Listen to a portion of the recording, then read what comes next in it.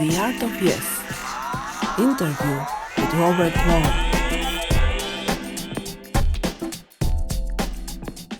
Okay. Hello, So let's. Robert. Hey there. How you doing? I'm fine. I'm so happy to have my next guest, Robert Lowe from Atlanta. Hello, Robert. How are Well, you? hello, Monica. I'm wonderfully well. Wonderfully well. How about yourself? Oh, fine. I'm fine. I'm just like 3 hours before the New Year, so it is a Oh, that's right. You're right up near. yes. Oh my Um, goodness gracious. Okay. yeah, I'm I excited. I so enjoyed watching. What's her name? Messing. I can't think of her first name. I watched that interview this morning. It was just delightful and kind of set me up and buoyed me up and got me ready for this. Thank you so Delightful. much. Thank you Yes. so much, and thank you for watching, and thank you for being my next guest. Uh, as we talked a little bit before, I know a little bit about you, but I want people also to know about your story. And as far as I know, you are not only practitioner and improviser who knows about improv and doing improv as an stage art, but also as applied improv, and Yes. that's for me very interesting today. And I hope that we will go to that subject. And briefly, before we start going to applied improv, I will ask you the first question. All right, all right. I am in your hands. I'm in your capable hands. Great. Robert, you came from your life before improv, from financial world to Atlanta, where you were still dancing and doing aikido and doing different things before you found out improv. So tell me about your first improv meeting. How did you found improv and how did you start?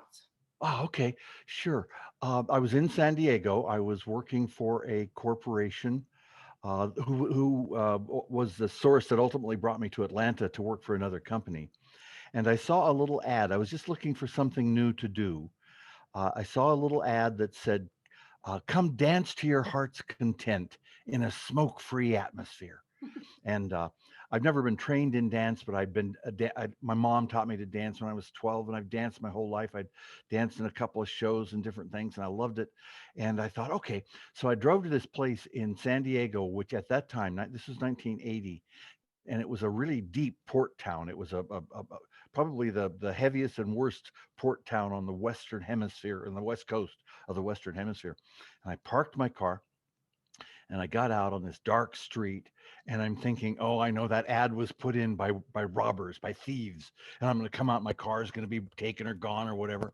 So I said, okay, what the heck? And I walked over this double doors and I looked up and it was a dark stairway, double stairway going up. And I said, oh, there's going to be robbers at the top of the stairs for sure.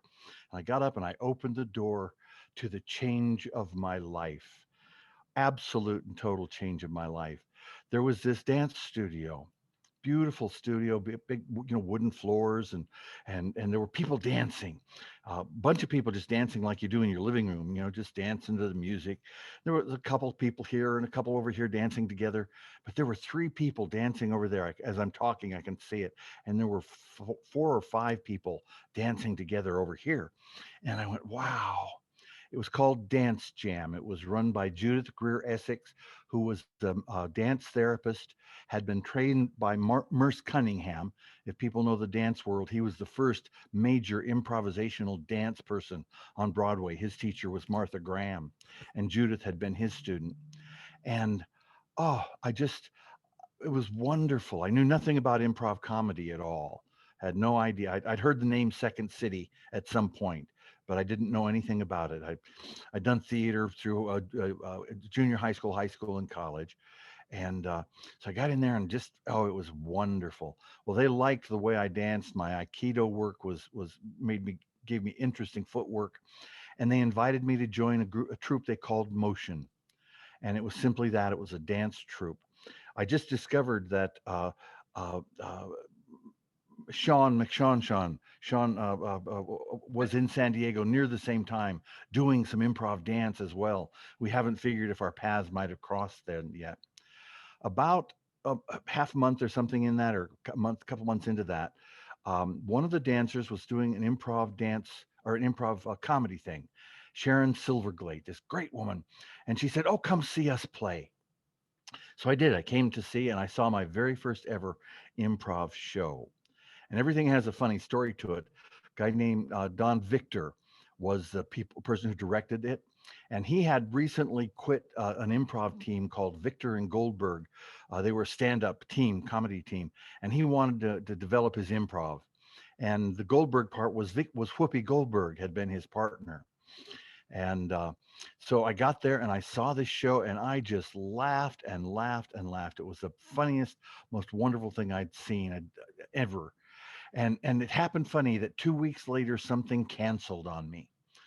And normally I might have been, 6 weeks or a month before I went back, but I went 2 weeks later and I went in and I saw another show and I was floored because the work that was being done, the playfulness, the individuals and the ensembles had developed more in 2 weeks than I had ever seen in any venue in my life.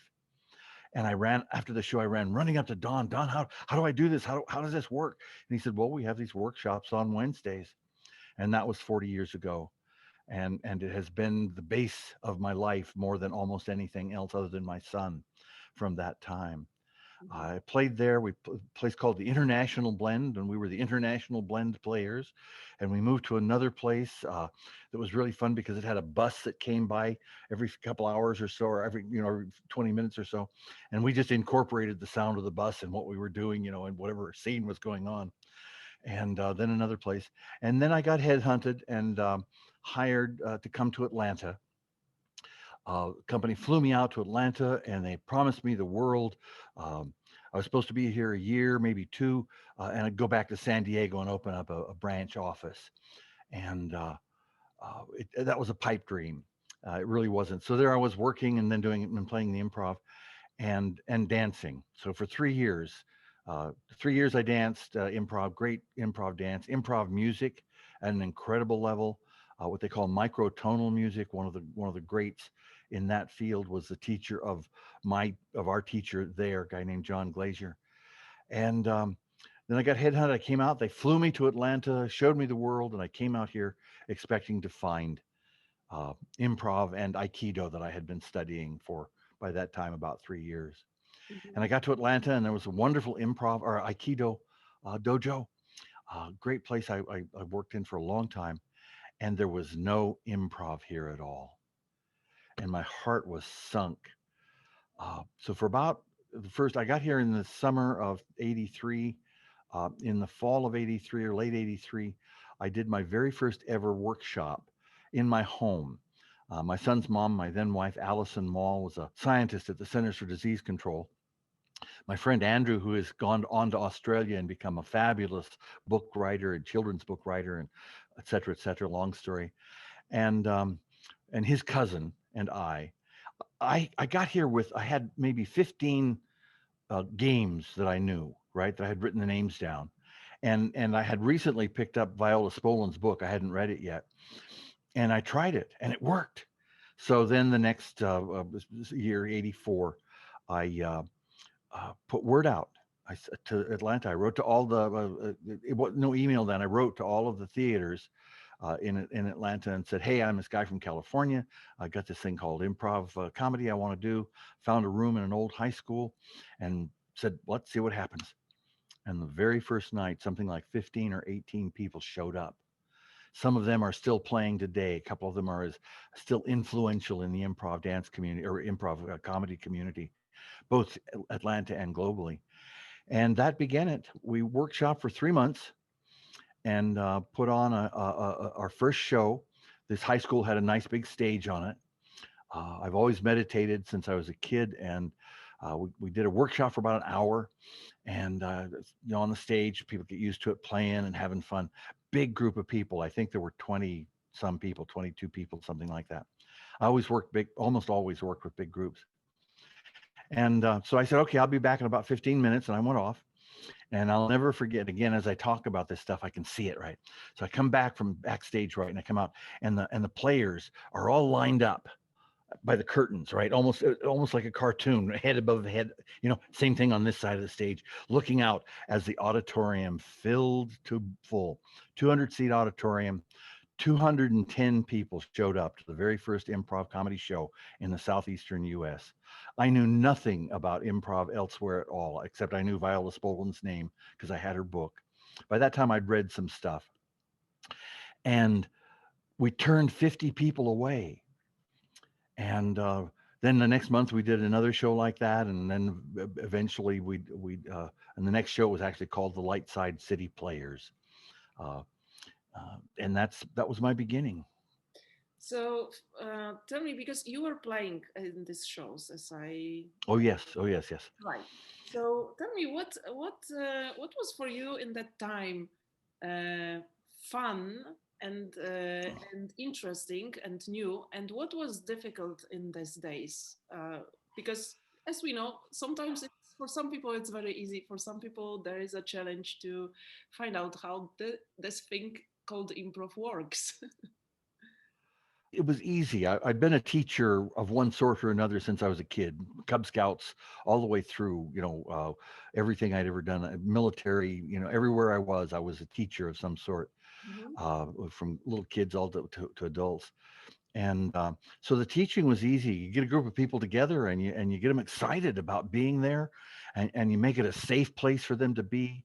And you know that as a teacher, you're not y- we don't teach anybody anything. We spark something in them and then give them some clues and some steps that they can take to make something happen. So for 3 months, we just played games every week, and more people came, a couple people dropped out, but mostly more people came. And we just had fun for 2.5, 3 hours every week until the show.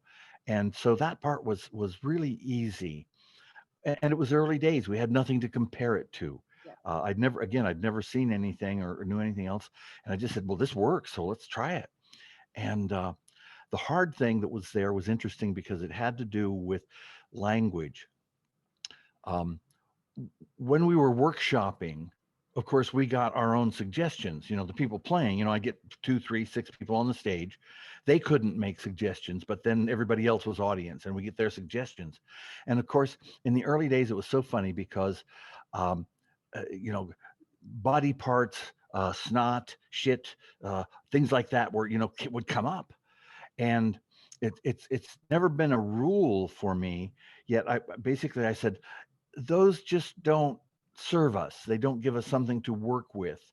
And the reason people laugh when you stick your finger in your nose and all, they're hearkening back to their childhood, and automatically takes them out of current time. Mhm. And they're automatically going back to, oh, I get to say fuck. Oh, all right, cool. No, that was when you were 12 and 14 and 16. And the main thing is it takes you back in time, and you can't do much with it.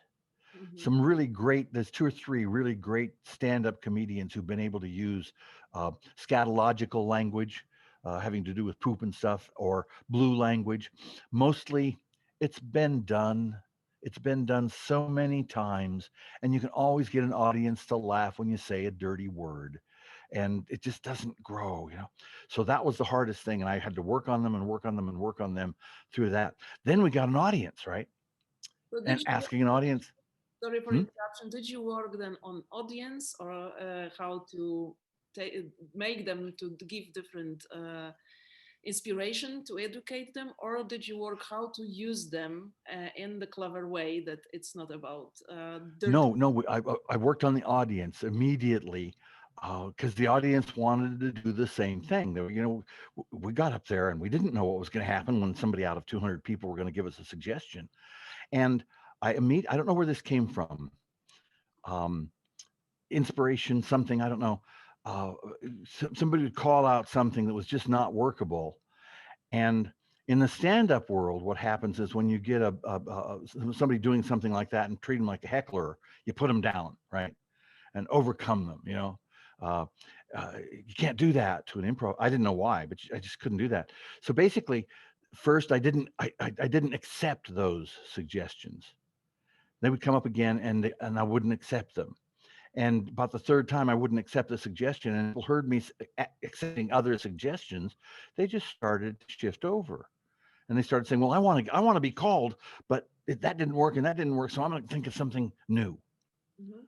And that also brought them into current time. It brought them out of their teenager, young, or language tough, years, and it just grew. And the magical thing that happened was, over time, as we started to play in other places, more shows. We did 3 shows in that theater, and then we started playing in other various venues and places.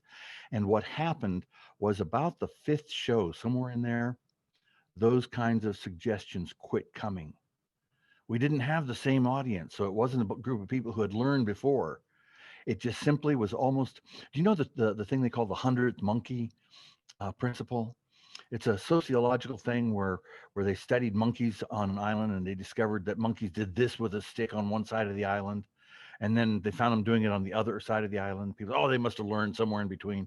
Then they found them on another island, and the principle came up was that if 100 monkeys start doing the same thing, that will become a global event. And that's the only thing I can suggest, is that that's what happened, because the audiences quit giving weak and dirty and blue and scatological suggestions. And that just happened. And that's been my path of improv, is this magic that occurs when you gather people like Um, Thank you. Thank you, Rob. that. Um, let's go from that to applied improv, because, as you said, you were teaching from your early years as a scout and later. So how did you find your way to applied improv? Because it is a thing which is pretty new, and in those days it didn't exist. So you had to find the clients, you had to sell your work, you had to convince people that you can teach something. And what you were teaching? Well, again, the idea of doing that came up when we had been playing, and a great, huge church in Atlanta had a big fundraising event that they did, and an audience member was at that church, and they did this fundraising thing on the telephone. And one of them came to me and said, I've gotten so much out of being in your workshops. Just, I'm easier on my feet. I think quicker, just more fun. I'm playing what I'm doing. And we have this big event going on. Could you come and could you and a couple of people come and do a workshop with us to teach some of those skills? And they paid us pretty nicely. It wasn't a lot of money. I don't know, maybe $50 each or some kind of thing like that. And we took this big group of people and just did a workshop with them. And they had the most successful fundraising event that they'd ever had in their whole history. And so then something else came up where somebody heard about that, and somebody else invited me. So I was getting the idea that you could use this outside. And also, the thing that happened internally was, people in my workshops, because after those first things, I just had lots and lots and lots of workshops, and more people showing up, and bigger gatherings. And people would, and the thing I heard most really often was, people would come and they'd say, Robert, this stuff is so fun. And the thing is I don't want to be a comedian. I don't want to do improv forever by any means. Yet what I found out is that I used to be afraid of the telephone. When it would ring, I'd go, oh God, what am I? And now I just pretend I'm in an improv, and I pick up the phone. And I should pick up my phone, because Susan, this morning, I pick up a phone, right? And instead of doing, the hand thing for object work. He says, and I'm easier on my feet. I know what to say. I'm more fun. And that kept happening. People over time, they kept saying, I just get so much that I use in my job, my home. My kids. I used to struggle with my kids when they would come in with this crazy ideas or something they wanted to do. And instead, I just embraced it. I just accepted it. Being in the current moment, being in the present moment, is a fundamental aspect of Aikido. Absolutely fundamental aspect of Aikido. And also of all of the meditational work and reading and things that I had done. Also of military discipline. I was a Navy officer, and you can't learn how to be on board a ship. You can't do a firefighting school and be anywhere but where the fire is and doing what's going on. So being present was, the neighborhood I grew up in was a dangerous neighborhood. Being present was necessary. So that was absolutely part of what I was teaching. And, that just kept happening and people saying that. And more and more things came to me. Mhm. This is long before I heard anything about the Applied Improvisation Network or heard the term applied improvisation. How deeply you want to go into this? Because there's a great story. Um, uh, well, I went through some difficult times, a divorce. I moved down the street from where my son was living, and going, "Oh, what do I do?" And a friend of mine um, basically said, "Well, he knew about the improv." He says, "Well, do some improv stuff, you know." And I said, "Hmm." And I was teaching at Georgia State University, teaching communication skills. I have a good friend who's retired recently from 40 years of teaching. He's hopefully out there watching this now. He said he was going to give it a try.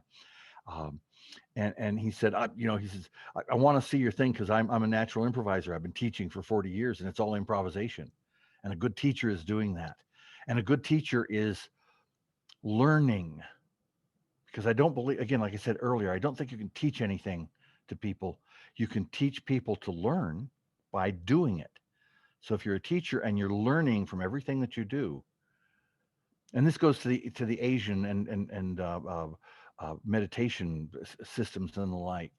You sit with a teacher in the meditative state, and he's not saying, "Okay, do this, do that, do the other." He or she's sitting there, mostly he over time, but sitting there, being in that state, and somehow the information translates. So that's what you do, is you learn. You're up there. I'm here to learn. Yeah, I got some things I can tell you. I've been around. I've done a thing or two. Couple teachers I've known have said, sure, I'll teach anything. Just give me the book 3 days ahead of the class, and I'll stay 2 pages ahead of the students. Right? So you just do that, and you create. This is fun to learn. It's a good thing to learn, and you encourage. You encourage people. There's no wrong answers. One of the worst things that happens to people when I taught public speech. So at any rate, I got this thing, and a job came up. The Southwest Georgia Girl Scout Council, um, 5 different states were sending people for their annual meeting to a big resort location in Atlanta. And 2 of the young women who had been to my workshops worked for the Girl Scouts. They were professional executives for the Girl Scouts. And they said, could you do that for us? And I said, well, sure. Before then, I'd done that group of, one little, the phone thing, and I'd done a couple, 3 other small things. You may be able to hear sirens in the background. It's typical of of where I live. And I said, well, sure. She said, well, come on into to this council and let's talk about it.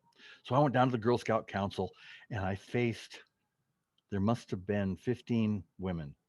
Half of them were professional executives in the Atlanta Council, and the other half were, and I learned about the Girl Scouts. The other half were high level volunteers, and there were scientists. There were women with incredible credentials supporting the Girl Scouts at the high volunteer level.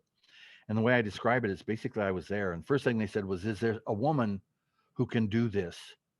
And at that time, I had to say, I wish there was. There is not. There's nobody in Atlanta who is prepared to do that. Today, I got 30 names I could give them of women who have developed and grown and done stuff that I would happily say, yes, do this. Just amazing people. And they went up one side of me and back down the same side. And they said, look, we're not sexist about this, but so often we bring somebody in, we bring a man in, and he starts talking about baseball teams and football teams and man stuff, right? And we just want to make sure you're not. And I said, oh, okay. I said, no, that doesn't, because I don't deal in team. Team is the wrong word to use in improv. It's a crew. It's a crew, and the crew. It's like a Navy crew. I tell the story of the Navy crew. Uh, what I say is, on a ship, there are dial people. There are people who know everything you can want to know about a dial. There are water people who know everything about water, know nothing about dials. And there are cloud people who know nothing about the ship, but they know clouds. And that crew, if the cloud person says, all the people who don't know about clouds go, what, yeah, they follow that. And it's a crew. And if they don't work together, that ship can go down. And that's why it's a crew. So that kind of cooperation and accept, man, you put a ship out there and they're not dealing as a crew. You're danger everybody's life. And then stage crew. I'd known that since I was 14. The ticket taker, the usher, the prop people, the stage manager, any one of those people can completely blow away the illusion of what's going on in the theater. Mhm. It's a crew. So, Robert, you wrote a book about applied improv, which is Right. called Applied Improvisation Handbook. And if anybody wants to read it, I would highly advise, and it's on Amazon. But I would like to talk about a few things because you wrote this book, and in this book there is your approach, your methodology, and a lot of different things plus exercises and a lot of interesting stuff. So when I went through that book, I found few things which I really like and enjoy because until before you go to exercises or like more explaining about improv and applied improv, you go through being present and some kind of skills like being honest and collaboration and listening and building creativity by training. So if we could go through few things, and if you could explain me why being present is so important for you, and the first thing in the book uh, which you teach and which you wrote about. Well, I'll start that by finishing my Girl Scouts story because they gave me this job and they were going to pay me a huge amount of money, bring women from 5 southern states who were going to influence Girl Scouting hugely. And the first thing I did was I sat down and I went, "Oh, wow." And I started thinking of things that I would do and how I would do it and why I would do this. And about the third day I went, "Ah, I can't do that. If I do this, the best I'll have is something 3 months old." So what I did was I distracted myself for that whole time, and I read the entire written material by the girls, done by the Girl Scouts, all of the girls, the Cub Scout, the Brownie books, the Girl Scout books, the professional books, everything I could find. And what I did was, because my first, one of my personal, I'll say rules. I don't like that term very much, but my personal rule is is that if you've said it before, done it before, heard it before, thought it before, you can't use it on the stage. You just can't. It's not improv anymore. I got this great idea and I'm going to insert it here. Well, okay, it works. Maybe it's funny. So I just distracted myself. I got to the great place where this was going on, and walked in without a thought of what I was going to do. I had no thought. How could I possibly, and all during this time, every day thinking about that, how could I possibly plan on what I'm going to do with 60 professional women that I've never been together with? I've never seen them together. I've never done anything with them together. So everything I did was to keep myself in the current moment. And I literally walked in without an idea of what I was going to do. And I walked in the door. What I didn't realize was going on was that I had been learning the language of the Girl Scouts and their work at all the various levels. And it wasn't me saying, "Oh, well, if I learn this, I can use that term." It was, I didn't know I was doing that. Mhm. And within moments, they accepted me entirely. Here I was, and that was from being in the moment. Well, going back to my stage work, the thing I said about the language, the moment you get out of the current moment, you're not listening any longer. You're ruminating on what has gone on, or you're thinking about what you're going to do next. You're no longer here. I love what Alan Alda said many, many years later. What he said is that if you're going to listen, you have to be willing to be changed. Mhm. Ah, so somebody says, so the listening. So if you're not current, if you're not listening to what's going on right here, right now, takes you to the past, takes you something you did before.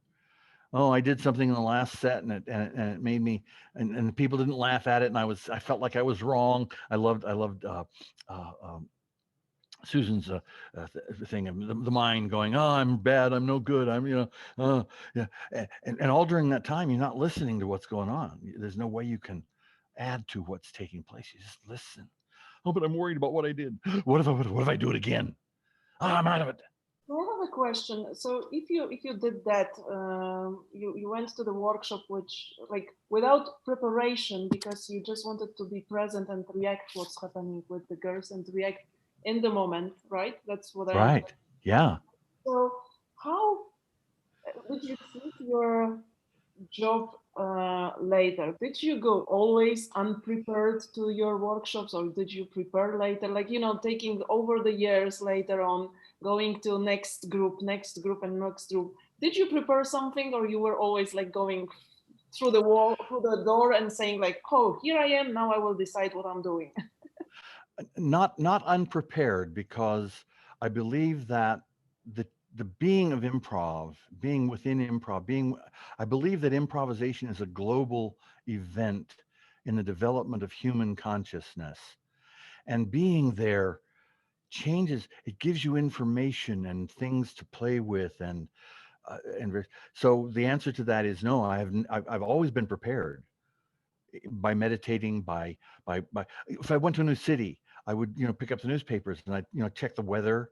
If I was working in a hotel, I would drive around the hotel and around the town, and then in the hotel, I would get in and go to the back rooms and find out where the bathrooms were, and go down to the lobby and all that. That's all preparation. That's all getting centered in here, knowing what's here, knowing what that's about, knowing where the fire exits are.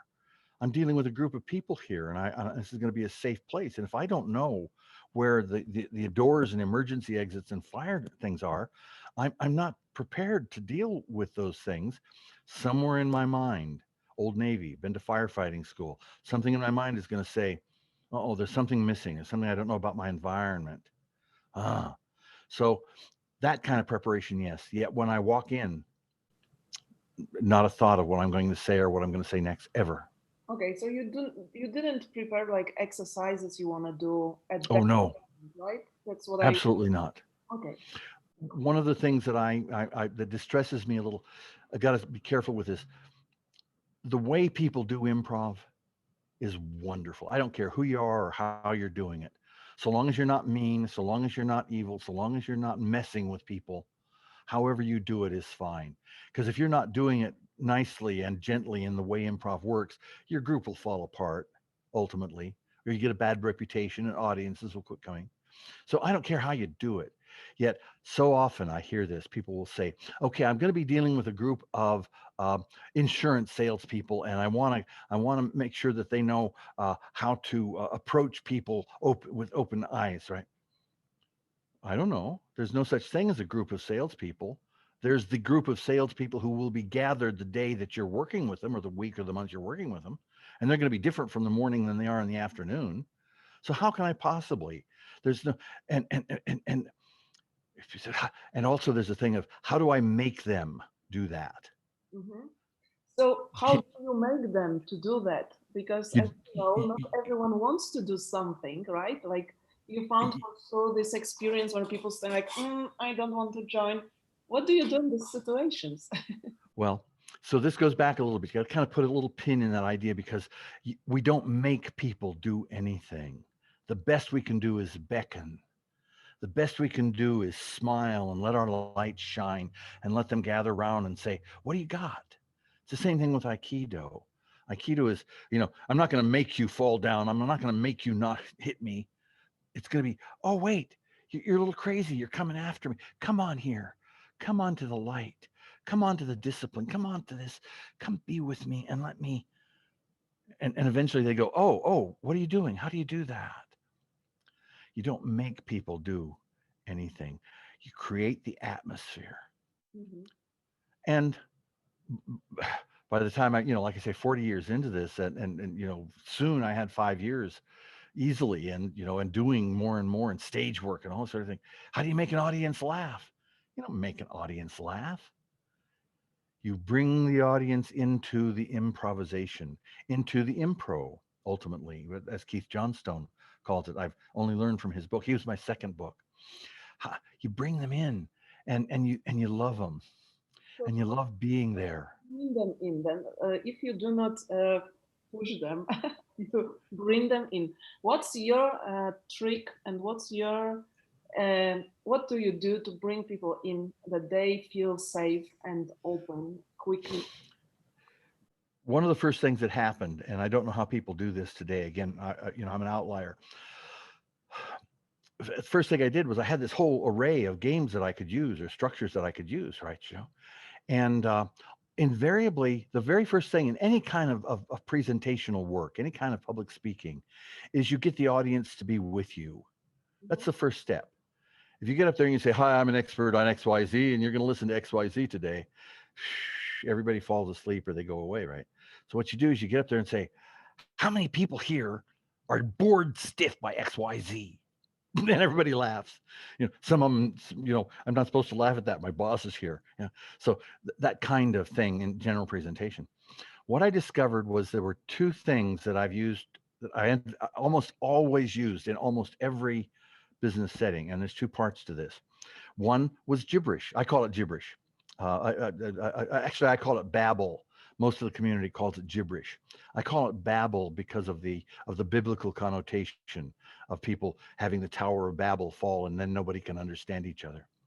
So what I do is I look at the group, I figure out who they are, I do what I need to do to connect. Uh, I'm always early, so I'm seeing people come in the room and saying hi. Very often, they don't know who I am. Same thing I did in my classrooms. I would sit in one of the seats in my classrooms when I was teaching, and when the students came in, they didn't know I was a teacher. I just sit there and be there, hang out in the hallway with them. And then I'd come in and I'd go up to the front of the desk, and people would go, "Oh, oh, you're the teacher," right? So just to be there, just to be relaxed and comfortable in it. Aikido allows one to learn how to walk in comfort and in a gentle way. You know this, you understand it. That's part of the deal. People are less likely to attack someone who is comfortable and gentle in their way to begin with. So you don't even have to use this stuff. So I would start out so let's take a group of 20 people. Okay. Well, that's too many people to come in and say, "Okay, I got you. I'm going to speak this way to you." Say, "Okay, let's break into pairs, or let's get in a circle if I could do that. If they're safe enough to be okay in a circle." Um, I never worked in any setting. A long story about the Girl Scouts I won't go into. I never worked in any setting where people were sitting behind desks in rows. Even in the classroom, I gave extra credit to students if they would sit someplace different every time they came to class. So, so say it's a group of people. I've either sussed that they're okay to get in a circle, or there's 12 people get in a circle, and I'll say, "Okay, we're going to introduce each other." And what I want you to do, and I started out, I say, "Okay, I'm going to introduce myself to the person on my left." Now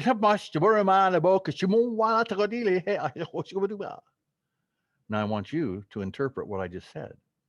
And then we'll say, "Oh, well, you work with your hands and you dig shovels and you toss stuff up in the air." Everybody laughs because now that person has to go, "I know," and if they're too serious, I'll say, "You don't have to sound like anything, right? Babble, you can go, or you can go, "Je l'ai fait créature,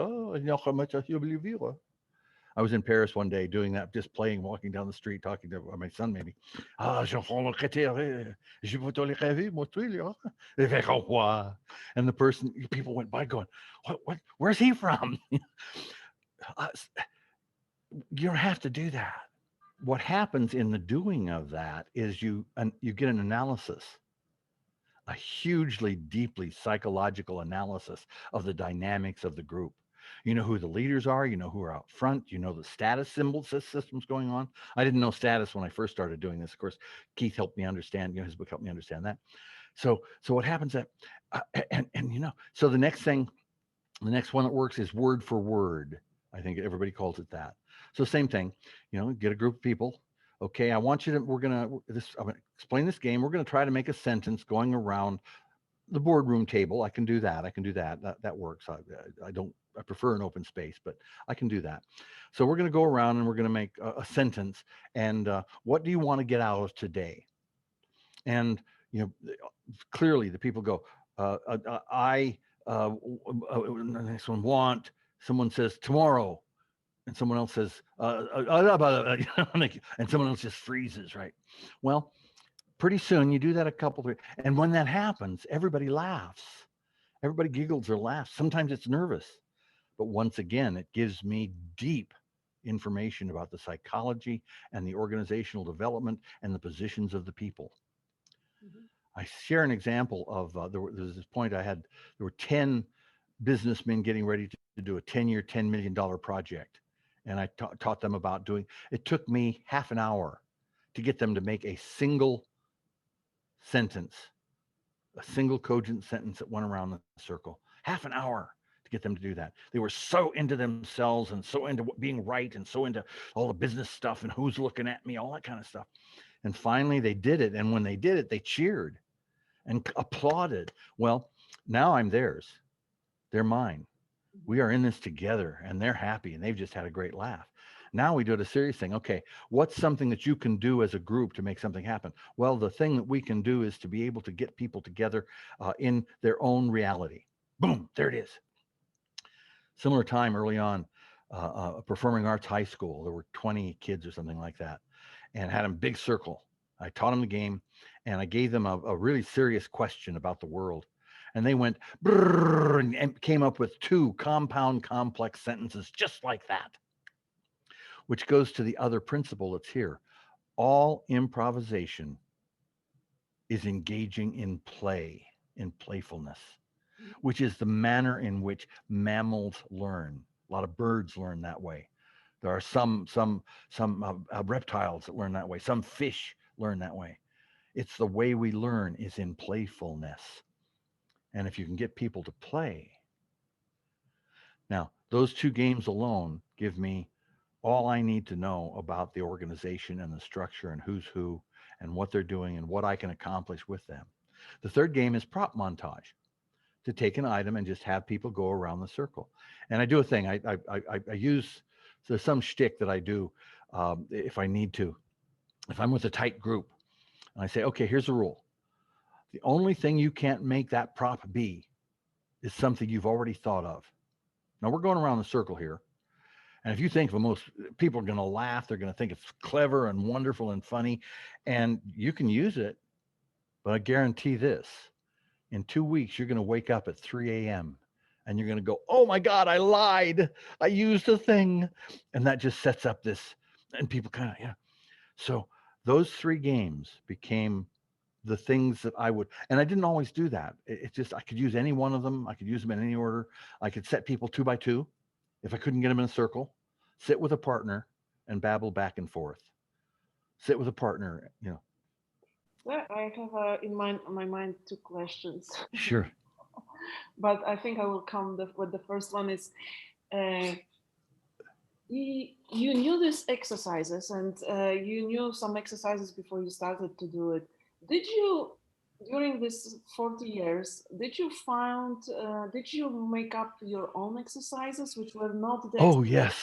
which were from, from improv basically or from Viola or what, something which you came up with that? Oh, yes. I couldn't even tell you which ones I've made up. In almost every show, I would come up with something entirely brand new. So do you have like Totally. which you could like one your exercise which you could describe? Um, Gosh, I don't know. Let me think. Oh, I know. I know one that very powerful piece that I did with a group of folks. Very, very open to me. My reputation was already established. I didn't have to do any of those things to make them know who I was. They were ready for whatever. And one of the things people talk about a lot is fear, just dealing with fear and getting along with fear. And I was with this group, had them in a circle, and it just occurred to me. I said, okay, um, let's see. At that time, I can't remember what it was. I'll just say, uh, uh, I said something that I was afraid of. I'm in my age now. I'm not afraid of it. I have no fear left in me. I just don't. It's a long story, but okay. I'm afraid of bumblebees. And is there anybody here who's not afraid of bumblebees? And somebody said, "Oh, I don't know. I love bumblebees." And I said, "Okay, give your fear of bumblebees. Or are you willing to accept my fear of bumblebees?" And the person, "Oh yeah, happy to." Well, now what's your fear? "Oh, I'm really afraid of snakes." Anybody out there? "Oh, I don't mind snakes."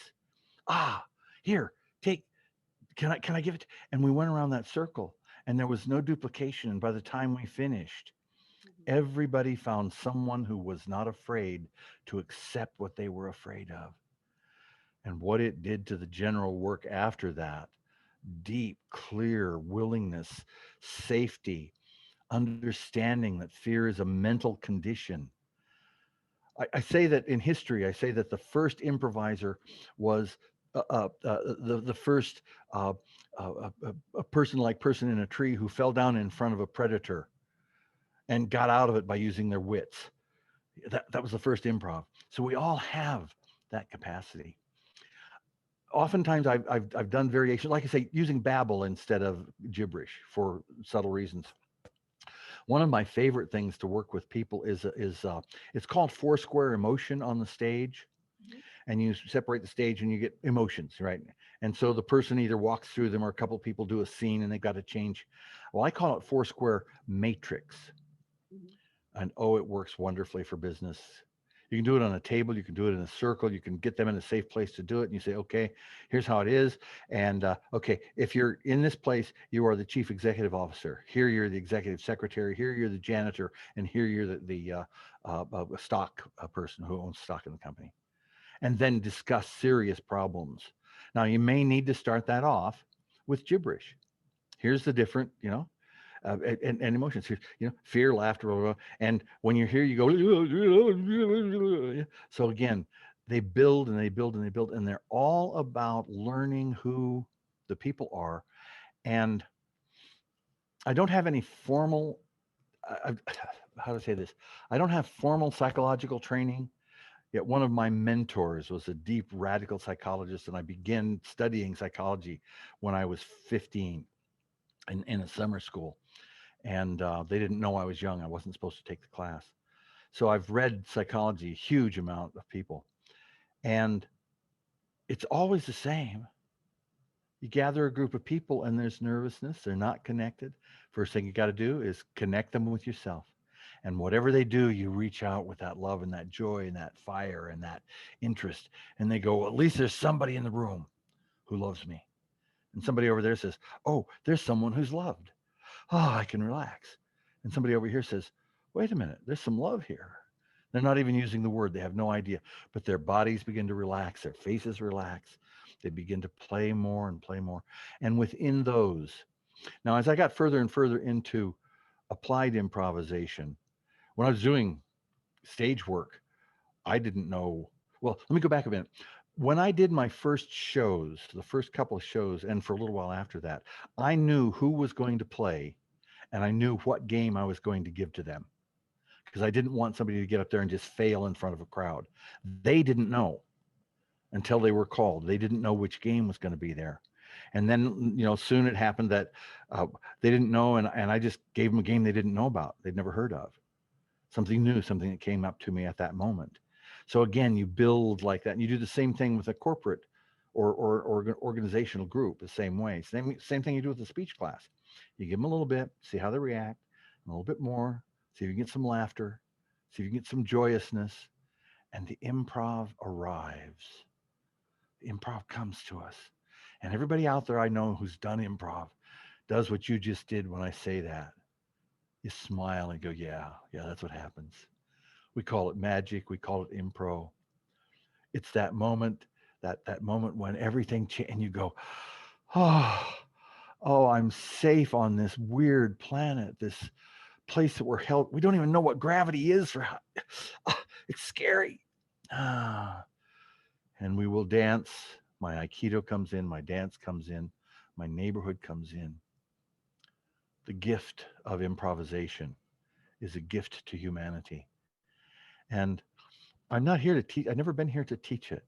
I've been here to be in it and share it with whatever group was willing. So, quite a chapter in your book is about fear, as we will touch that subject now. So let's go to this. So dealing with fear. So I have a question. What is your discovery about the fear? Why people are in fear, and what blocks them? And again, how to make them to feel comfortable, which you almost said, because it's like making them comfortable by doing things together and allowing to this fear to come. So if you could go around the fear now. Again, with a little background story to that, in this ghettoized, gang-run neighborhood I grew up in with a military father, fear was not allowable. I was not allowed to express fear, although when I walked out in this, fear was here. But over the years and over the experiences, going through firefighting school, doing Navy, whatever, the fear just, I kept pressing it down. And I had to go through a period of time that I refer to as my post-traumatic stress syndrome, because I discovered I had been holding all that fear deep inside, and it was causing me to act out in ways personally that were not functional. I could flash at people that were close to me. I could, that sort of thing. One again, you can feel it. Uh, People who are out there police officers will say, I could smell the fear. And you can.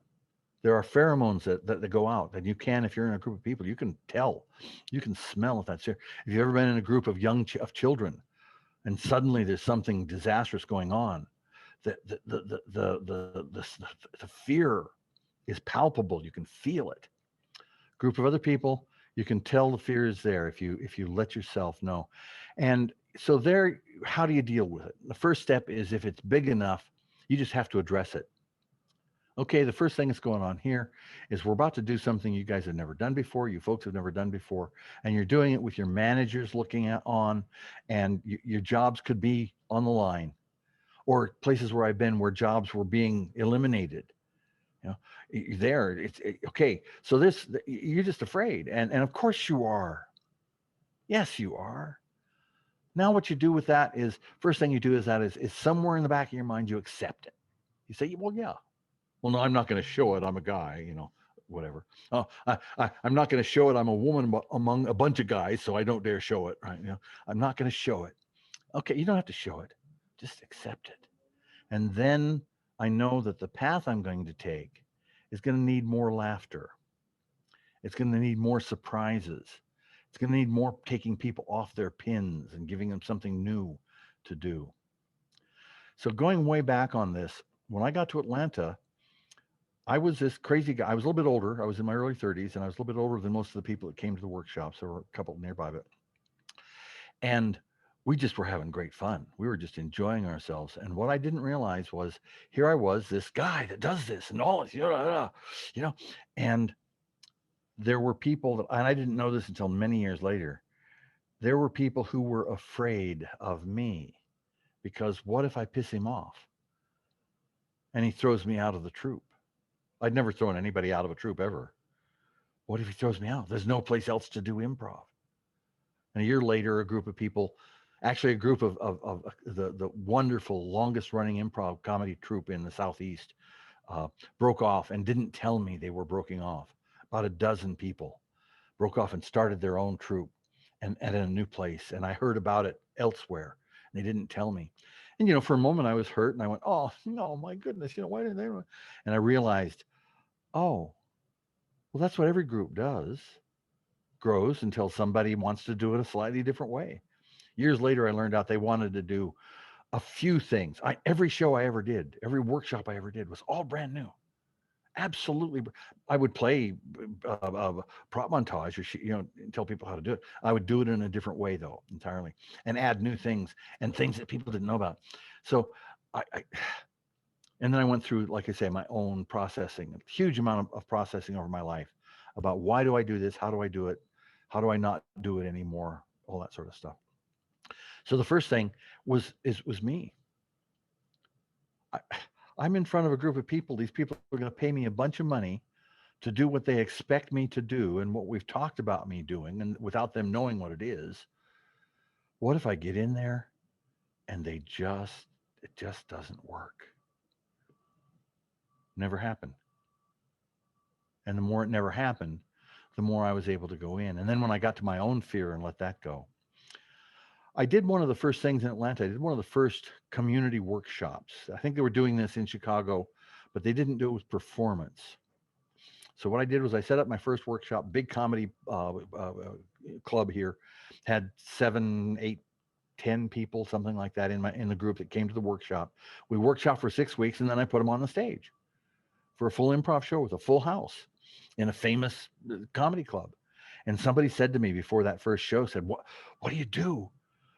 Do you know that's going to work? And I said, no. I said, well, what do you do if it doesn't work? And I said, well, worst case is that I'll just use them as props for 2 hours. What else can I do? And of course, what happens?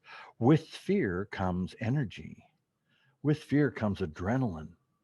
And if you can release it and let it go, and if you can let yourself share it with another, and if you can be in it while the laughter happens, because laughter is a healing event. I once had the great privilege of having a woman named Natalia Bektareva in my home.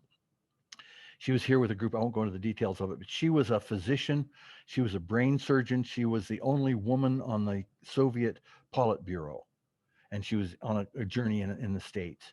And she was talking within the home. And I said, Natalia, I got to ask you, I've been doing this comedy stuff for a while, and I've always thought that laughter, always believed that laughter is a healing event. She stopped for a moment, and she turned, great large woman, powerful. Her story is amazing. She died in 2000 something too. She took a breath and she said, yes, I have seen that in the brain. And she meant she had seen that in a brain because that's where she worked. My family knew that. My family was filled with fear. My neighborhood filled, and my parents could always find something funny. Always something funny that would go on with hard things going on. Nothing like war, nothing like, earthquakes, but still hard. Fear for life and money and health, and fear for the children. And laughter is the same thing. People talk about that. They come and people get up there, and the first thing they want to do is they want to say something clever so they can get people to laugh. Well, they didn't get people to laugh. They said something that somebody related to, and the person laughed to what they related to. And when you go for that, you're out of time. You're using something from the past. You're not present. You're not listening to other people. You're there not to support other people. You're there to get your laugh. And it just doesn't work. And if a teacher is present to that idea and understands the power of that, the things come. People are, I'm not sure if I told you this. I've been being what I call a walk-up comedian during the pandemic. I've been living in different places. I spent, right. And people suddenly, I couldn't come up to them. I love dogs, I couldn't come up and say, oh, I love your dog, can I pet him, can I, blah. But across the street, right, I'd say, hey, hello, and people would brighten up and wave back, hi. And then I'd say, oh, we got to do anything we can to get connected to our neighbors. And I'd always get a giggle or a laugh, right? Oh, what a beautiful dog you have. Gorgeous dog. And people always, oh, yes, I got a beautiful dog. Oh, and I get a little closer, and it's still across the street. And I'd say, hey, have you taught her how to shake with an elbow? And always a laugh. Well, all my improv work works at that. When I walk through my neighborhood, things come because I am in that state. See, I'm a spiritualist. I'm not a religionist. I'm a spiritualist. And I believe that when we are in the current moment, we are in a state of grace. I am here in the only place and time that exists for any being. This is it. I love what George Carlin did, this beautiful thing. He said, he's on stage early on, he says, look, there's a moment coming. Here it comes, getting closer. It's closer, it's closer. There, there it goes. There is wonder. Oh, two things: hear a child laugh or hear a child cry. And everything else in the world has no meaning. That's a reality. Hear a person weep, not cry out, oh, I hurt, no, I've been damaged. But you hear a person weep. It's that thing inside that has bubbled up and come, and you have given me this wonderful gift, and I'm going to tease you with it because I probably will use it. One of my books upcoming is called The Seventh Epiphany, and you have this lovely way of saying epiphany. Funny. It's epiphany, yes. And that's what happens. This thing, whatever it is, this darkness, this fear, this someone told me, one of my teachers long ago said, there's only two emotions. There's love and lack of love. And the lack of love shows itself as anger, hate, misery, fear, etc., etc. There's only love and lack of love. Ah, and that thing. And the other thing, this is a great statement. Sandra Ray, one of my great teachers from long ago, said this. I'm probably going to say it twice. Love brings up that which is unlike itself in order to provide healing and release. Love brings up that which is unlike itself. And the stuff that's unlike itself is fear, anger, upset, distress, control, etc. And when there's love, it says, let me out, let me out. There, I can get out. You rotten person, look what you did to me. And if there's love there, the other one goes, oh, yeah, I know, I'm so sorry. So that's ultimately the answer of fear is to recognize it, allow it, enfold it. When someone attacks in Aikido, it's because they are afraid. Mhm. And what they're afraid of is that they don't know, they've forgotten that we're connected. They've forgotten that we're all one life form. We're all one. And so when you do that, and that's part of what's going on in the world, when you have that fear, you're you've forgotten and you're alone. I must put my fear aside. And when you walk that talk, and I must say to you, you do this wonderful thing of bringing out these people. I've only listened to, I think, 7 of your interviews so far with some of the most wonderful people who are clear and open and practiced and able to get on the stage and share themselves deeply. And somehow with you, they relax, they take a breath, and they go deeper and they go deeper and they go deeper. And I've learned things from everybody. And I think it's the same thing. You exude a light. You've talked about your own epiphany of that place where you're going, and you went, wait. Oh, I get it. Oh, that's what being in the current moment is. Oh, that's why I'm here. That's what happens. Oh, and I don't know what it is, and I don't know what happens next. Let's go. And then you have done the work. And you're an example. This is not just you. There are hundreds, thousands, now I think maybe tens of thousands, maybe even millions. Go 2 years ago, there were 24 international festivals around the earth. 24 different, and there's now, of course, now Universe has said, okay, you expanded it out so that everybody knows what it is. Now go home and think about it. Now go home and find out what connection really is. Robert, I have another question. So you taught, Sure. because you taught so many people and like different businesses and from different um, groups, environments, and social groups. What's the difference in teaching between teaching adults and teaching children?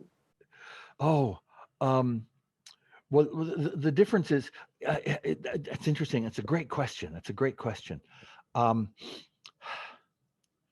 we are not teachers of our children. We are the stewards of our children. They are in our care to keep them from running out in the street and to keep them fed and to keep them dry and safe. We are stewards. They're the teachers. Mhm. They're the teachers. There's this wonderful story. It's probably I forgot what the word is. It's probably made up story, but I was working in the New Age community, and this story came up. Couple had a 3-year-old and a new baby, and they brought the new baby home, and the 3-year-old said, "Oh, I want to go. I want to be alone with the new baby." And they'd read stuff about psychology. Oh, a little older sister. You don't want to do that. Blah, blah. And but she kept insisting, "I want to be alone with the baby." And Finally, they said, "Well, okay, let's try it and see what happens." And they let her go in, and then one of the couple said, "Well, wait a minute, we got the baby monitor in there." The little 3-year-old apparently walked up to the new baby and said, "Baby, tell me about God. I'm starting to forget." Whether you're a religionist or a spiritualist or an atheist, that story is the truth about children. Out of the mouths of babes is something we've known forever. There's an honesty, there's an openness, there's a vulnerability, there's a playfulness, there's a willingness to laugh. The saddest thing in the world to me, sadder than almost anything else, is to see a child who has lost their laughter, who's been abused, I've worked in ranges of all sorts of things. I worked in social services and neighborhoods and stuff that in other capacities. And you see that, and it's the reason I never became a public school teacher. In working in public schools, I discovered that I could tell there was something wrong with certain children. I didn't know whether they were being physically, emotionally, or sexually abused in whatever ways. Yet I could tell there's a thing that you can see in them, and that's a and I would have become I've forgotten the name of the character, but I would have become a Rambo character, and I'd have been going out late at night and kidnapping parents and throwing them off cliffs. So I couldn't do that. We feel so. That's the answer. That's so children. You don't have to tell. They're teaching us. So what you have to do is just be there and play with them. You look at a 6-year-old and say, "Well, what? You're gonna be 17 next week? Next birthday? Oh, you silly!" Ah, ah, my son for a long time on my computer, where you have the thing where there's an error and it goes ding ding ding. I recorded a thing that if I made an error, I had his voice say, "Silly daddy," and they know, they understand. I've learned so much from my son by being his steward rather than his teacher. And when you're doing that, then he will look up and say, "Well, why?" Come to an intersection, right? You teach a kid, look every which way. You look to the left, look to the right. And we're out walking these little, and there's a T thing, right? And I said, no, no, no. Look every which way. Up, down, back, forth, all the sides, all around. Why, Daddy? Well, because every which way is where you live. Every which way is all around you. And you never know. What if you're looking to the left and to the right and there's a car coming and there's a tiger behind you? A tiger, okay. So you begin to play with them. Now, with adults, you have to go slowly into the playground. That's the difference. You have to have them experience the laughter and the playfulness. The things I was talking about before, starting slowly. Pick out your favorite. My advice to anybody out there teaching who's to start out, pick out 2 or 3 really simple games. Of course, sometimes you can't call them a game if you're dealing with businesses. They are structures, they are formats, they are exercises, right? Do whatever you need to do to. Who was it? There was somebody. Oh, I know it was. I can never. Andrew, who was so good. He said that you have to. Yeah, sometimes out there in business, you have to put on your business drag in order to deal with them. And yet, what you're doing is you're doing that so that you can get in there and play with them. Everybody has a playful side. Watch a strict business executive holding her granddaughter for the first time. Mm-hmm. All the stuff falls away. The old guy, oh. And these are beautiful things. And becoming aware that we in this art and science are privileged, graced, honored, given a gift. I would not be alive today were it not for the improv. I was so serious.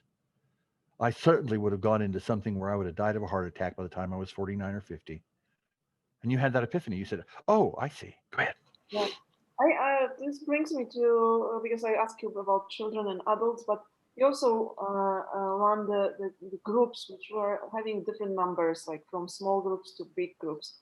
How do you approach? What's the difference? What kind of different approach you have to make to treat small group, and then if you have a big one? One of the chapters in my book is all about numbers. I don't know if you've gotten to that. It's a deep treatise on numbers. Mhm. And uh, people tend to think that the difference in numbers really don't make a difference. Yet the difference between two people together and three people together is 100%. The difference between and then pretty much three, four, five, six, pretty much the same. You get to seven people, and I've studied Kabbalistic stuff. You get to seven people, that's a significant human number. A dynamic changes. Actually, as soon as you get to four people together, this is a guy in improv dance. When there are three people together, you can touch everybody can touch everybody. When there's four, one person can only touch the two next to them and can't touch the person across from them, right? So there's a change there. You add three to that, you get to seven. Now there's a whole different dynamic. Changes again at 14, it changes again at 21. These are the changes that we go through in our ages, right? And the first thing is simply recognizing that there is a difference. If I walk into a group of three teenagers, eh, and I deal with them and it works and all this kind of stuff. And the next day I walk into a group of seven teenagers and I try to do the same thing. There are going to be three or four of them looking at me going, "What are you doing, old man?" Even when I was young, right? So you do differently. You walk in more quietly. You feel who they are. You don't take over. Oh, there's an adult here. Got to change. Can't be a kid anymore. They're going to be, especially teenagers. Oh, I have so enjoyed working with teenagers. You see children who are now 12, 13, 14, 15, 18 have never been listened to. And suddenly they're being listened to and they know it. So that's the first job is be with them and listen to them. Mhm. Be with them and listen to them. And I haven't done too much work in terms of having a lot of young people and a lot of older people, but I've had a group. Georgia Tech. They can be somewhere between 17 and 25, generally speaking. Business, of course, automatically there. And depending on the kind of business and the level, there's. Yet I really think, and I don't know if this is true. I haven't done deep research on it. Yet I am convinced that if one simply is aware that there's a shift, you got a group of 25 people, you can talk to them and you can gather them and you can still work with them.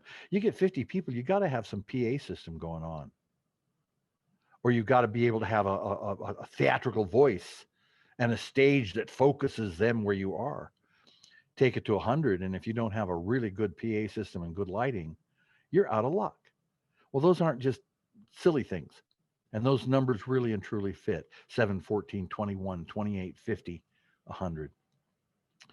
Um, so and it's like everything else, being aware of your surroundings.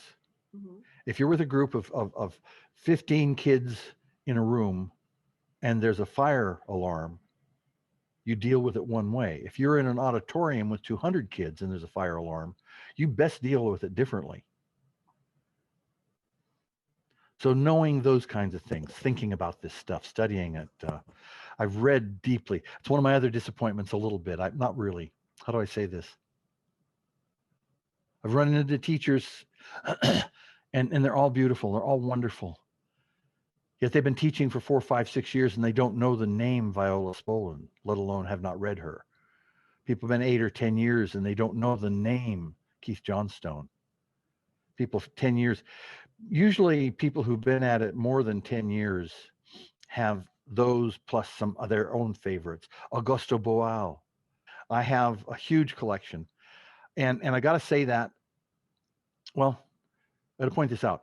The first edition of my book, Improvisation Incorporated in 2000, was the first book in North America specifically focused on applied improvisation. And that was before the name was made.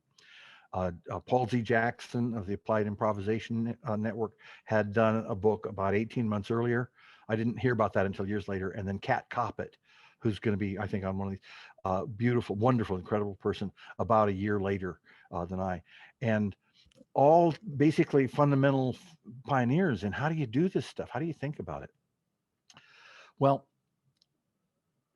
then you find more, you discover the British people writing, you discover more people, just stuff that's out there. It's beautiful. Neva Boyd. Do you know I don't know if you know the name of Neva. Yes, Neva Boyd. To just know who she is. Uh, and to not know that part of the history of improv. And I've got two original books of her and Dagny Pedersen, uh, games in gymnasiums, in Denmark and Norway, right? And you get this information and you look and you say, oh, that's why that worked. Oh, that's why that didn't work. Well, I don't have to change anything. I just have to know, because everything works if you're there with love in your heart and joy in your being, not even in your goal. So I have a question about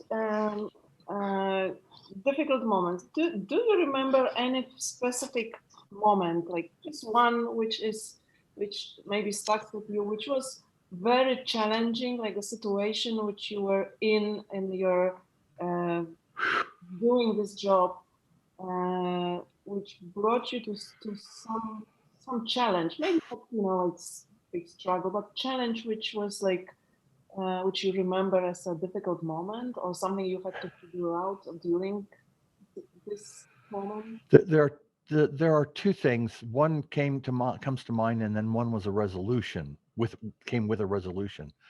Um, when I began teaching, and when I had my early theater, um, there was one very talented, extraordinarily, wonderfully talented person who could do improv.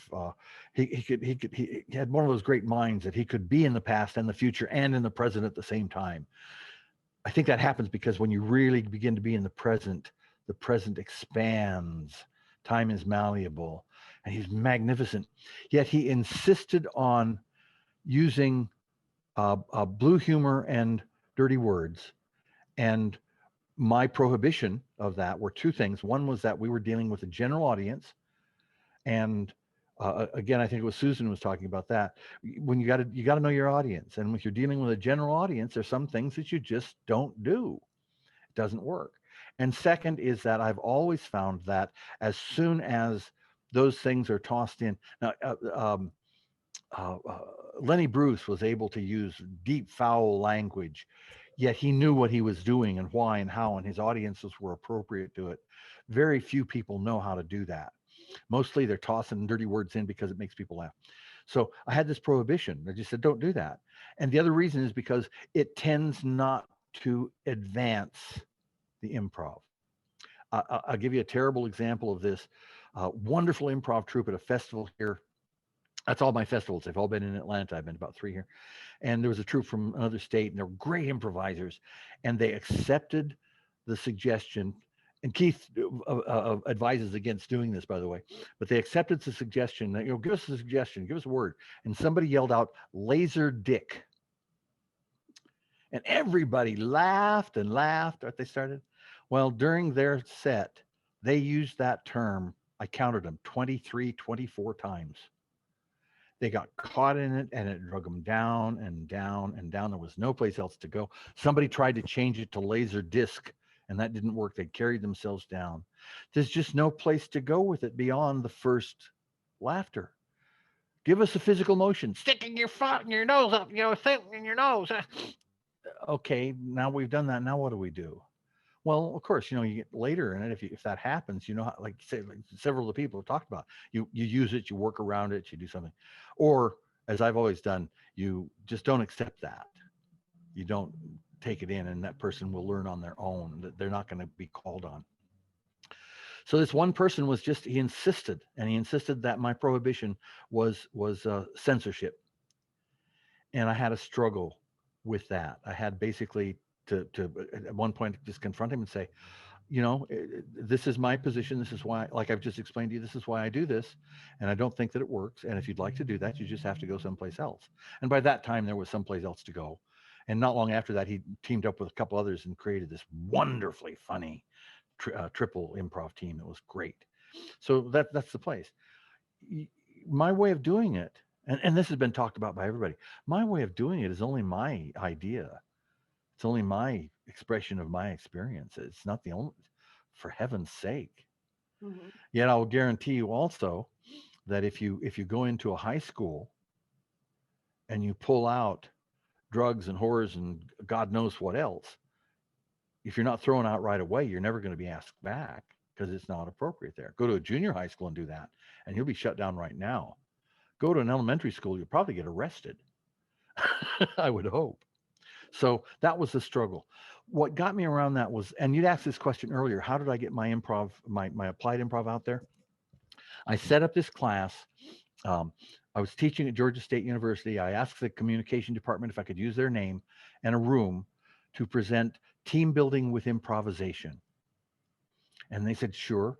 And so I just got on the telephone with every major business in Atlanta and said, hi, I'm Robert Lowe. I've got a program at Georgia State called Team Building with Improvisation. I'd like you to send a couple people. And the tough one that came, I'm doing this and I'm all excited because a couple of people are saying, sure, that sounds interesting. And then I get Robert Lowe, Team Building with Improvisation. Oh, wait a minute. Nah, click. I just hung up on me. I'm going, oh. Couple calls later, I got a hold of a man named Ed Metcalf, Dr. Ed, senior trainer for IBM Corporation, the senior trainer for the country. He's still out there doing incredible work. And I'm Robert Lowe, got Team Building with Improvisation. I'll send two people. I'm talking to IBM Corporation. I'll send two people. Oh, and I'm starting to write down, tell him where and when. And he said, do you want to know why? I said, yes, so quickly. Well, yes, sir. He said, do you know the etymology of the word enthusiasm? No, sir. En, it's Greek, within. Theos is God. It's an expression of the God within. I don't know who you are. I don't know what you've got, but you've got enthusiasm, and I want my people to get it. And that has been my foundation of everything that I have done in business, especially. But it's also what I've done. It's enthusiasm. It's not that I love this stuff. This stuff was given to me and it fills me. It fills my surrounding. It draws experiences and people around the world. And I'm so surprised when I find somebody in England or somebody in South Africa who knows me and my work. I'm just, wow, this little kid from San Bernardino, California, and it's never been my hope to. I have another question, which I think is pretty important for people who want to start doing applied improv. How to sell what we are doing if we're doing improv, applied improv, because this is especially in Europe, because in States it's already a bit known. It has a few years. So people are teaching it and using it, and improv anyway is more known than so wide in Europe, for example. But going to clients and explaining what we are doing, what this can give, and what's the advantage of doing this that way. So how would you advise young people who want to start doing this, how to sell the information that we are doing improvisation, which they can use? Well, the result of my first workshop, the team building with improvisation, I had 3 significant clients before then.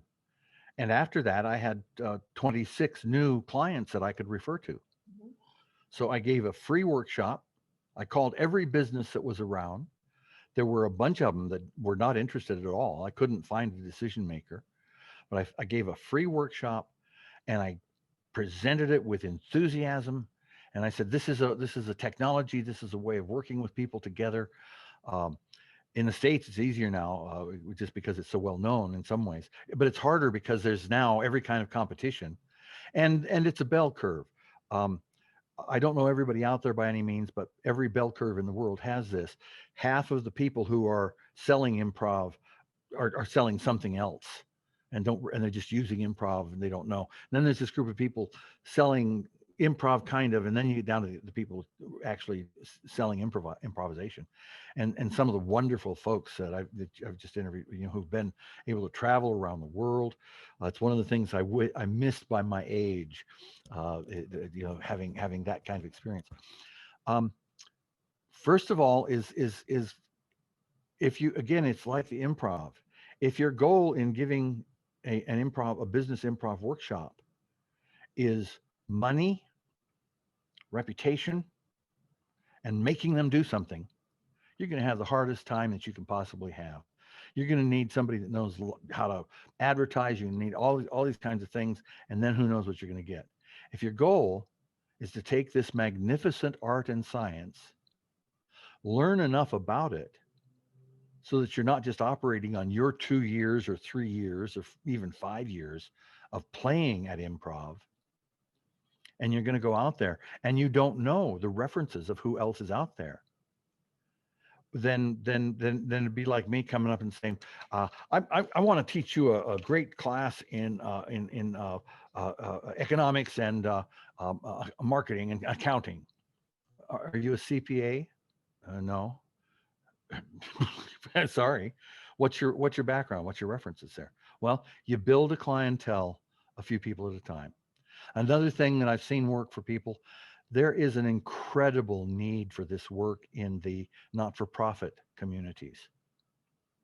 Yeah. Find a place to work, find a place that you can gather together, call up 10, 30 if you need to, nonprofit organizations and say, I have this workshop that's going to help people work together and play together more effectively and handle stress better.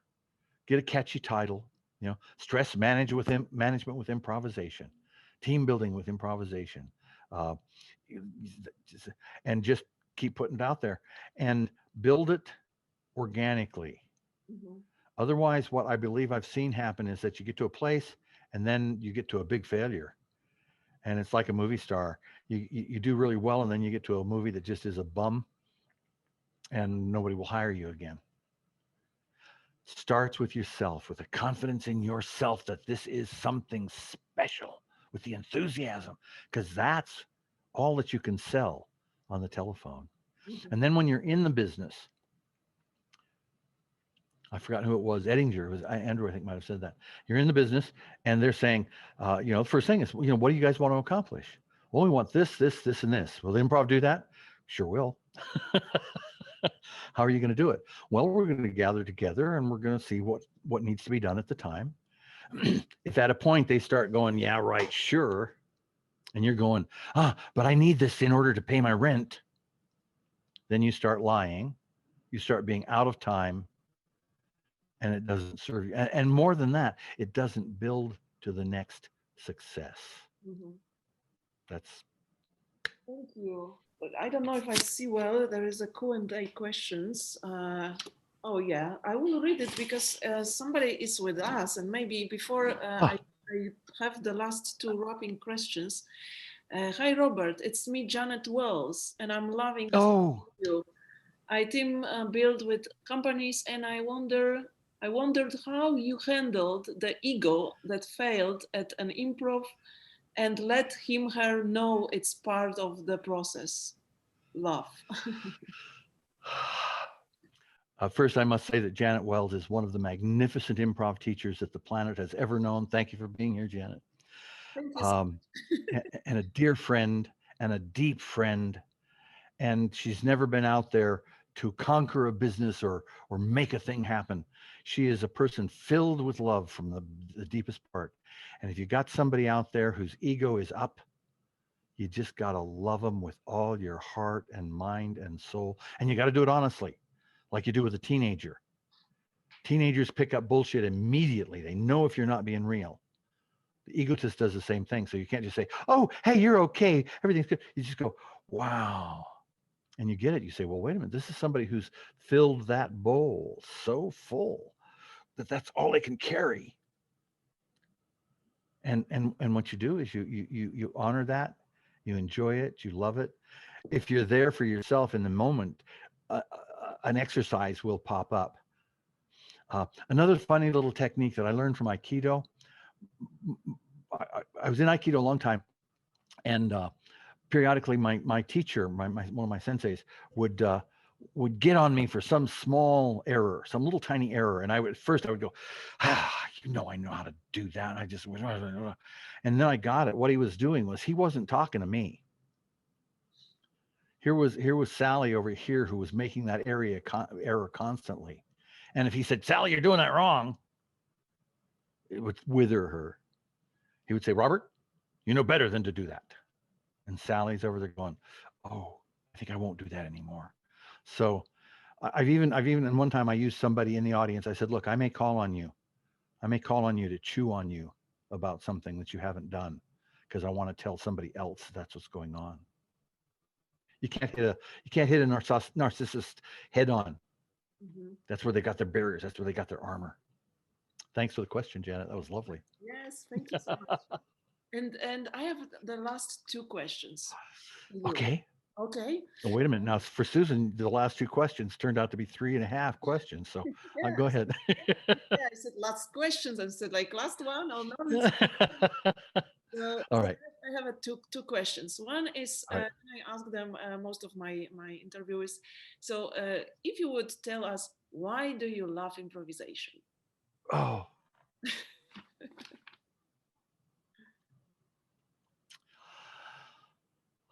I love improvisation because it's just great fun, because it keeps me honest, because it keeps me in the moment.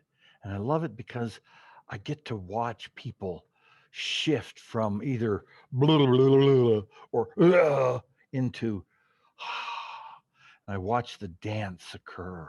And then I watch people start to teach others do it. I love it. I've been teaching, I've been involved with Georgia Tech for years. And the thing I love is each new year they bring in new people and they're teaching the new ones. And I love it because laughter is a healing event. It's a holy event. And it's an event that I believe is going to change. It's the thing that I believe can change. I deeply believe that this can change a world that is in great danger from so many things right now. And I love it because two things here.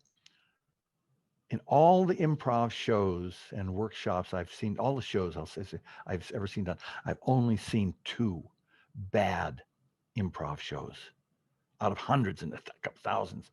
And the people are bright, shiny, open, friendly, yes, anding people whose interest is in helping others, not to do something or be something, but to be themselves.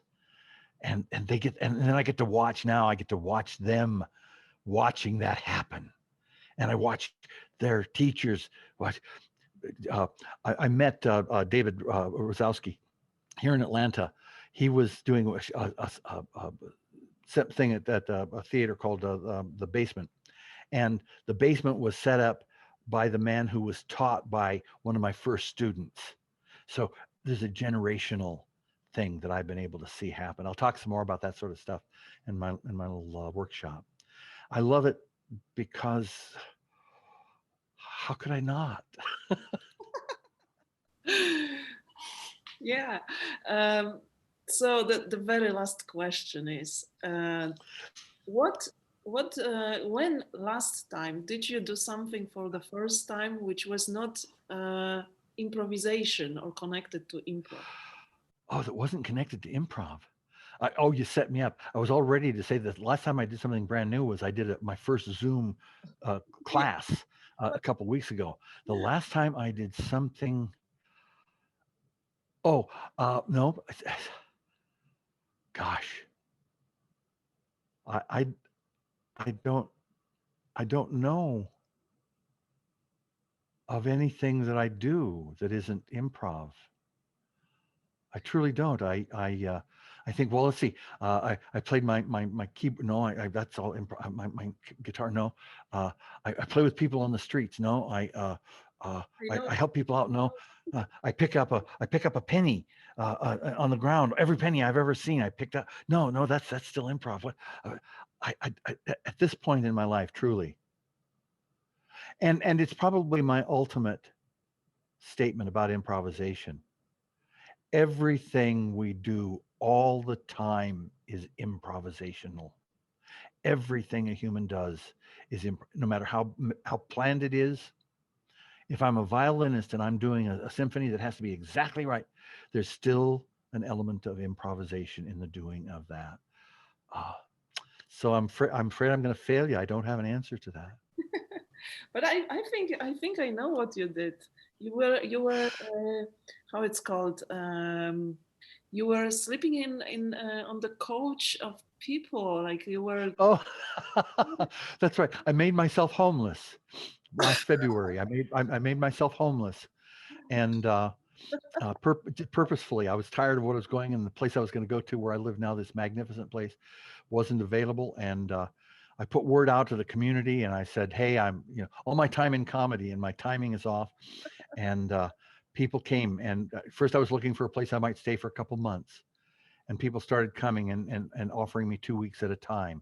So for 10 weeks, I spent 2 weeks at a time couch surf. I call it sofa surfing, is more elegant. And that was, yeah, that's the last time I did something entirely new without improv. I've never done that, so yeah, it's a really challenge, and especially for such a long time, because it's different when you travel with a small backpack and you want to stay 1 or 2 nights, but like to have few months like that, that's really challenging. So There is another aspect of that I did. I had heard the term forest bathing.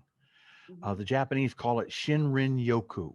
mhm. And I don't like the translation forest bathing, because bathing in Japan is not jumping in a tub and cleaning yourself and jumping out.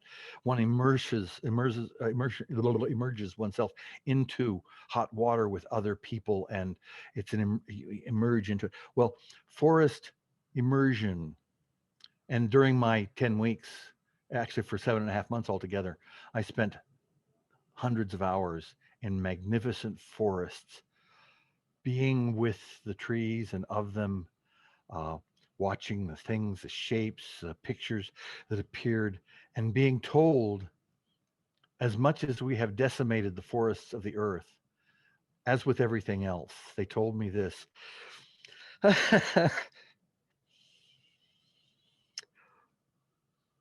There is only one forest on the planet. Oh, That's all there is one forest, and we have these remnants. And Joni Mitchell said it, we got to get back to the garden.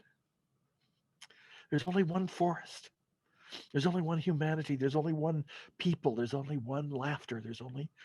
And the forest bathing was new to me, to have emerged, delved into it, and felt them from the roots up and into the trees, and felt them talk and wave and show me pictures and signs. Yeah, I hadn't thought of it that way. Thank you. oh, so good. Thank you so much, Rob. That was such a nice and lovely talk. Such a interesting and very different also, because I used to talk more about improv on the stage, and with you was really lovely talk about applied improvisation. I really loved it. Thank you so Oh, much to be my guest. thank you, and bless you for your work. Absolutely. Absolutely. Thank you so much. Take care. Be well. Yeah, thank you. Happy New Year.